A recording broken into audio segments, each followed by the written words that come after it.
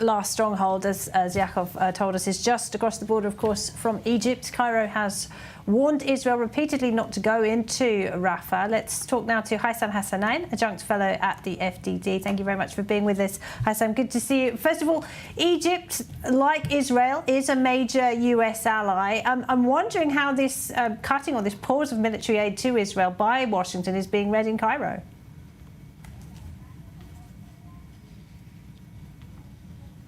Thanks for having me, Laura. Well, this reminds Cairo of its experience with the Obama administration a decade ago when it froze military aid to the country after the army overthrew Muslim Brotherhood leader Mohammed Morsi. At the time, the country was fighting ISIS in Sinai and was desperate for an American military assistance. So such a move by the Biden administration toward Israel enhances the sentiment in Egypt and other American-friendly Arab capitals that Washington doesn't stand by its allies till the last minute and would ditch them at any moment, especially after seeing what's happening nowadays with its closest ally in the region, Israel. In the Arab eyes, this is something that no, with the Biden administration, they withdrew from Afghanistan and were reluctant to Ukraine in its war against Russia.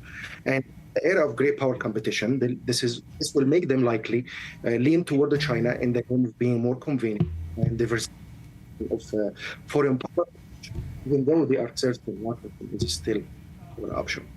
And Haisam, we've spoken in the past, haven't we, about Egypt's interest in keeping some of the smuggling tunnels with Gaza operational. Is there a concern now that the IDF is about to move in and shut those tunnels down?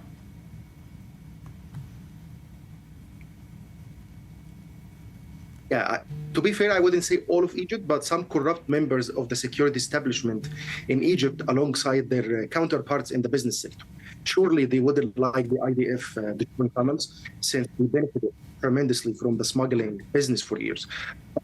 It will be a huge embarrassment for Cairo once the IDF starts making more announcements and giving more details about secrets of these tunnels alongside And how is President Sisi managing to justify Egypt's long-standing and very strategic relationship with Israel in the face of mounting pressure from his own population, especially when we see more images coming out of civilian suffering in Rafah?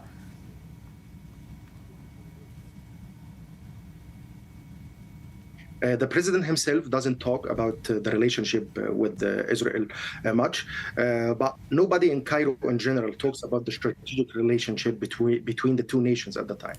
The majority in the country watch Al Jazeera propaganda and believe it, and even pro-government elite circles glorify actions by him. The few who dare to speak out will likely face societal backlash. So it's a sad time for Egypt-Israel relations at the moment. Haisam, thank you very much indeed. Haisam Hassanein there at the FDD.